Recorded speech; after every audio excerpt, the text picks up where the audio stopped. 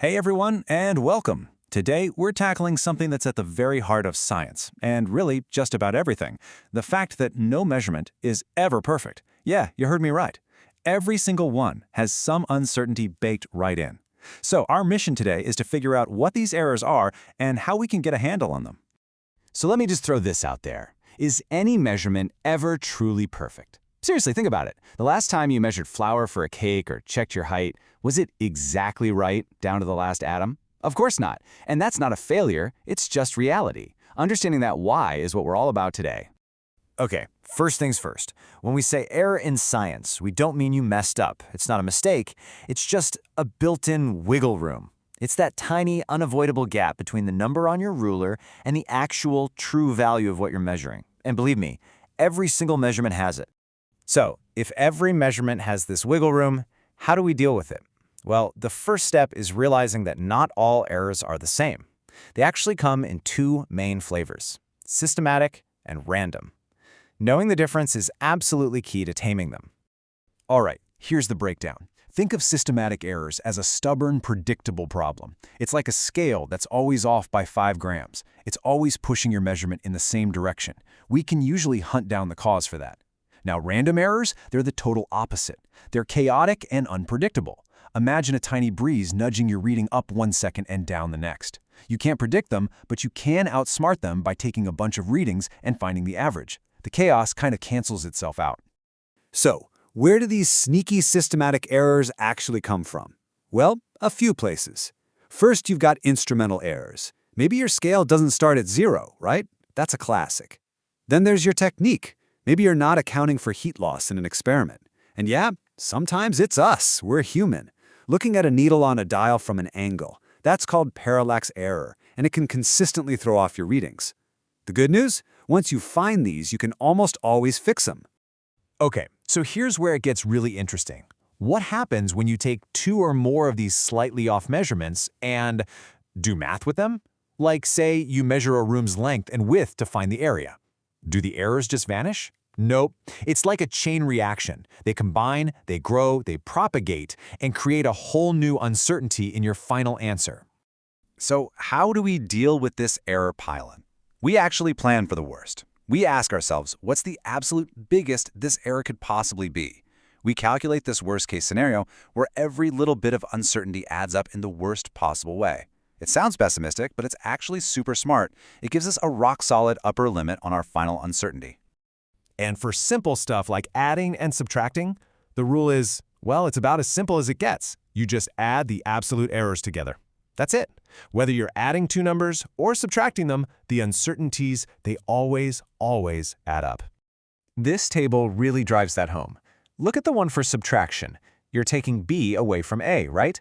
But to find the total error, you add their individual errors. Why? Because we're planning for that worst-case scenario.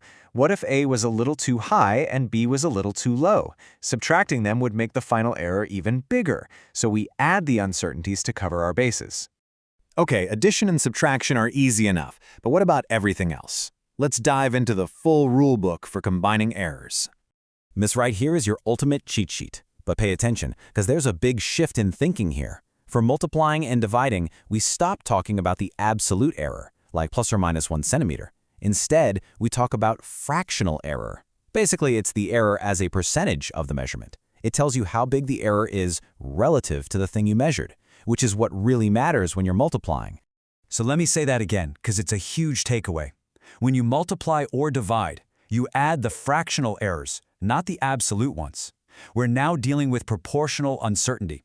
A 1% error plus a 2% error gives you a total 3% error in your answer. It's a whole different ballgame.